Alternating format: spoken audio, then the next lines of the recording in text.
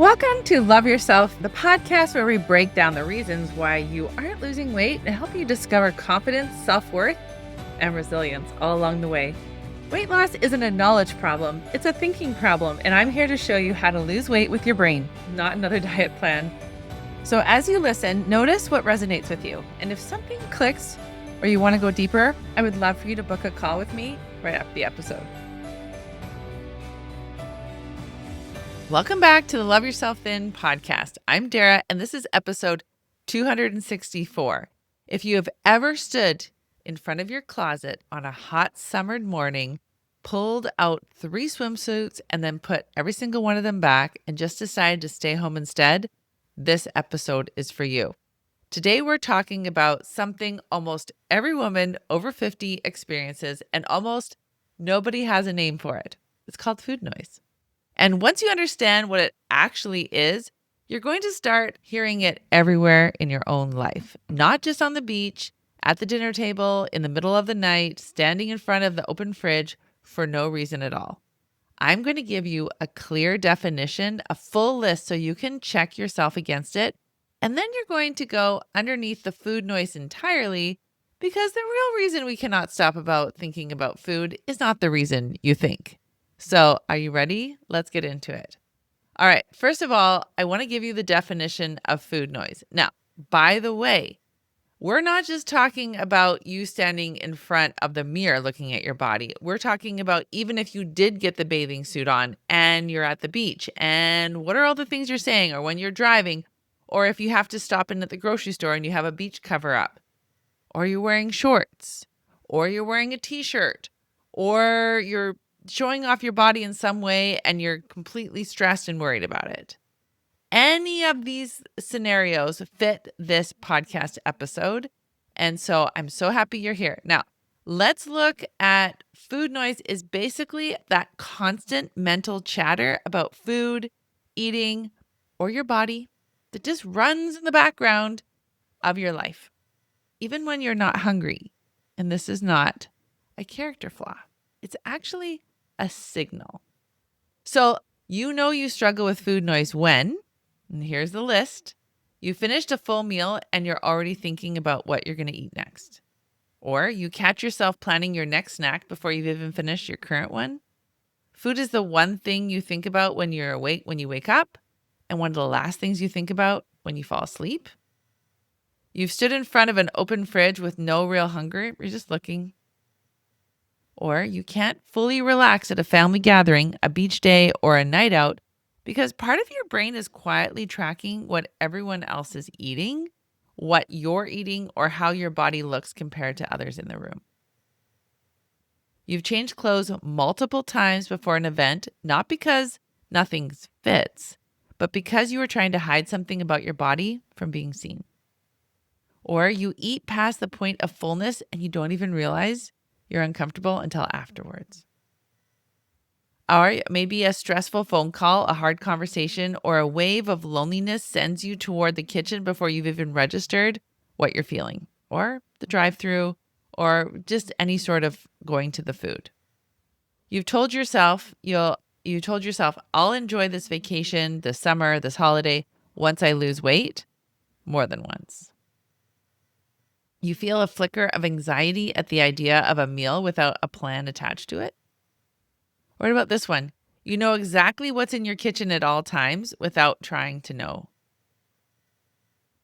How about this? You've eaten in secret or minimized what you ate out loud, even when no one was actually watching or judging you.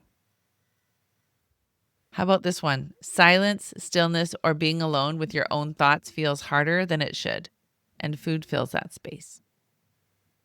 Or you've used the phrase, I don't know why I keep doing this, about your own eating more than once. Or maybe this one resonates with you. You feel most in control of your day the moment you decide what you're allowed to eat, and most out of control the moment you don't stick to it. So when you look at that list, I want you to just think about what resonated with you. So at what point did you say, oh my goodness, how is Dara in my brain? There was probably a few places where you really felt seen. And I just can't even tell you how happy it makes me feel knowing that in this wild world of the World Wide Web, we've been able to connect in a way that I can actually give you some relief, some encouragement, and not just that, but actual change. So, why do you think we have food noise? Let's just ask some questions. Why does that happen? What is when you are spending your time thinking about food, planning food, thinking about your body, worrying about what other people think about your body, changing your clothes multiple times, not being able to relax, always needing to make food for other people, focusing on food. Why do you think we do that? So there's lots of different reasons. And I want you to think about your own experience with food. What was modeled to you as a kid about food? What was what were the times in your life when food really meant something or helped you work through something? So, before I go to the next section, I really want to emphasize this concept about food noise because we're hearing it more and more, especially with the rise of GLP-1s. And GLP-1s are a drug like Wegovy, what are the other names? There's so many. There's so many different names of the GLP-1s, and they're all over the place. Now we have injections. We can take a pill, and you will hear people online say, "Oh, the food noise is gone. I feel like I have so much more time." So that is an indication to you that you are spending a lot of time thinking about something that when you stop thinking about it, it gives you relief. So you are subconsciously using food noise to avoid what's really going on. Now, this could look like for some people, always worrying about money. How many of you know people that are constantly in their head, oh, do I have enough money? Can we do this? Can we afford it? Did you grow up in a house like that? Money doesn't grow on trees. We have to be careful with money. We have to be a good steward. We don't want to be wasteful. What were all the messages about money? You can just fill in the blanks, whether it's like not having enough money, focusing on food, maybe it's cars, like you have to have a certain kind of car or work status or education status. All of those things, it's just fill in the blanks, right? Some people it's food, some people it's car, some people it's education, some people it's the right address. So why do you think that happens? Now, as an emotional weight loss coach, okay, where we get to the root of why we're overeating, this is really important to kind of take a step back and start becoming objective about why do I spend so much time thinking about these things? Why do I allow that cassette tape to go over and over? And why do I give it so much playing time? So at the end of the day, we actually really just want to belong. We want to be a part of the tribe. We want to feel like no matter what we do, how we look, we will never be rejected. That is actually our primitive wiring. We need to belong. And so food noise is one of your nervous system's way of alerting you to possible ways that you could be rejected. Because look at our magazines. Look at everything that we've learned. And I had that awesome podcast about the history of weight loss. It was fascinating for me to research it. It was fascinating for me to share it with you. And so there was a point in time where society said you shouldn't have extra storage on your body. And if you have too much storage on your body and you weigh too much, then you aren't good enough. They just made that up. Okay. I mean, we also know that if you have too much storage on your body, then you have health risks and you have difficulties, and so you don't live as long. And so that's also not great, right? There's lots of different ways of talking about this. But in the last 50, 60 years, it is very ingrained in all of us women, subconsciously or consciously, that if you don't look a certain way, you are not acceptable. Okay? And so we have this now subconscious pattern of when we look at ourselves, we're actually looking and scrupulating and saying, "Oh, is my hair good enough? Does my makeup look good? Is my outfit okay? Does my hair fall right? Am I having a good hair day? Am I acceptable? According to who?" Right? And that's where we have to go into according to who. A big trigger for me is when people say, "You don't look 52." And I just look at them and I'm like, "Well, I'm actually 52. So I actually look like I'm 52 because I'm 52. That is the reality of my life. This is what Dara being 52 looks like." So when you say I don't look 52, what does that even mean? Right? And we've been trained to say, "Oh, thank you. That's a compliment." So that like looking older is bad, right? When we start thinking about all of this, we act with objectivity and we can kind of take that bigger view, then we can start questioning. It's like, why do I say thank you when people compliment me? Is it really that big of a deal to get old? Why wouldn't we embrace that, right? We start questioning these underlying beliefs that aren't beliefs that we want to keep. I don't want to keep the belief that getting older means I'm not as worthy. That's a terrible belief. I don't want to believe that at all. In fact, I want to believe that the older I get, the more wisdom I have and the more I can contribute in the world.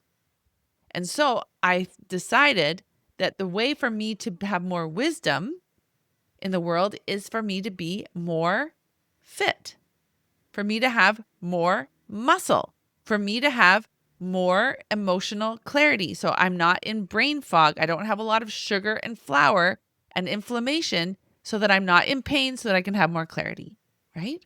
So I've created this whole belief system in my brain about why I love my idea, like why I love what I do, of prioritizing walking outside, prioritizing putting on makeup every morning and doing my hair and going to the hairdresser and feeling good. So when we think about at the end of the day, we all want to belong. So food noise is our nervous system's way of alerting us to the possible way you could be rejected. So how does that make sense that making sure that you look a certain way is a survival strategy? Okay, so survival creates more pressure. All right, so what about the beach specifically? So when you don't have that ultimate body, that becomes a trigger to us because your brain reads visibility as risk. So being seen in a swimsuit is your brain's alarm system going off, but it's not a personal failing. Because you are the one who gets to decide if you're acceptable or not. Now, I'm going to be doing an episode coming up on GLP-1s. And so there is a lot of talk about how GLP-1s are quieting the food noise. And if you can dampen food noise chemically, can that be a help? Yeah. But what is the actual cost? So when you dampen food noise through a chemical, a hormone that's been injected in your body, then what are you doing? You're putting a new chemical, an increase of chemicals like that we normally would have produced on our own into our body. And anytime you increase that natural flow of that hormone, we can now create an imbalance so the body doesn't have to create that. So you might be saying to me, well, Dara, what about menopause and estrogen and progesterone? I get it. I understand that. But you are not going to be on that forever. And we want to train our body to actually create that GLP-1s. We want it to create that naturally. Whereas when we go through menopause, our body says, okay, we're done now with estrogen and progesterone. And we have different of creating it on that regular period cycle. So we have to create new ways, and we start weaning off and creating new systems. So we're talking kind of apples and oranges here. However, what I want to say is that when we start triggering ourselves with the perfect image of the bathing suit and the fear of judgment, that's the actual issue. The actual issue is I am not, when I look at my body and my body isn't perfect and I'm not how I want to be and I have fear of being rejected, then I create these unhealthy coping strategies of focusing on food, obsessing about food, worrying about what other people think. And when I clog my brain and it takes so much of my energy, then what happens is you don't give yourself the opportunity to resolve what's really going on. It's like we have this mystery that we want to solve, but we're not looking at the clues. Who read Nancy Drew as a kid? I loved Nancy Drew. I loved those kind of whodunit kind of books, right? I actually loved Choose Your Own Adventure books. Those were really exciting to me. So my question for you is, if you don't allow yourself the opportunity to say enough is enough, I am using way too much of my brain juice fixated on my body, obsessing about my body, obsessing about food, worrying about food, all of that rumination, that stops you from looking at the clues of, why am I so triggered by this bathing suit? Why am I so triggered about going to the beach? Why am I so triggered of worrying about what other people are going to say about my body? And then when you can start asking those kinds of questions, now you're going to get clues about, oh, so if my body doesn't look a certain way, and then someone could judge me about that, then I could feel rejected, and then I'm not going to belong. And belonging is one of the most human yearnings. So food noise is actually not the enemy. It is great information.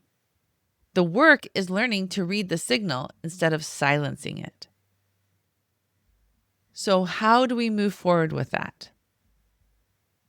Every time we catch ourselves in that food noise cycle, we say, oh, thank you, brain. Thank you for letting me know this is a trigger. And then we can start working through it. As a life coach, I help you learn how to create change in your life through exploring these subconscious, these thought patterns that are now running on autopilot. And until we actually understand them and get alert for them and change them, we will never change, no matter how many diets, no matter how much willpower, negative self-talk, and wanting a change. That won't make a difference until we actually start seeing our own patterns. So if any of this resonated with you today, I want to say something directly to you before you go. Please do not let this be another episode that you nod along and you're like, oh, I can totally relate to what Dara is saying. But then you turn off your phone and you go back to washing the dishes or doing whatever you're doing. I want to invite you to take a step further, because putting this off does not make it go away. It just makes it wait for you a little longer. And I do not want that for you. Here's the truth I want you to sit with. Weight loss is not actually the problem you are trying to solve. Weight loss is just an untreated symptom of unaddressed emotional needs. You can white knuckle your way through another diet, or you can finally go to where the actual problem lives. I want to tell you about Sharon. Sharon listened to 41 episodes of this podcast. She finally reached out to me after a whole year of hearing about me, and then just from my free content. She listened while she was listening in the car, while she was making dinner, while she was quilting. She lost 6 pounds. No program, no support, nothing but what she heard right here on this podcast. Now, Sharon joined Love Yourself Thin, and she has told me herself she is blowing her own mind right now. When you actually have the tools and the support behind you, instead of trying to figure it all out alone, the weight loss becomes so much faster and so much easier. And Sharon is proof of that. So if you are ready to stop guessing and find out exactly what your specific obstacle is, I want you to book a call with me. I will help you get clear on what is actually keeping you stuck and what it would look like to finally move through it. I do not have very many spots left. So if this is calling to you, do not wait on this. Go and book today. I will see you next week.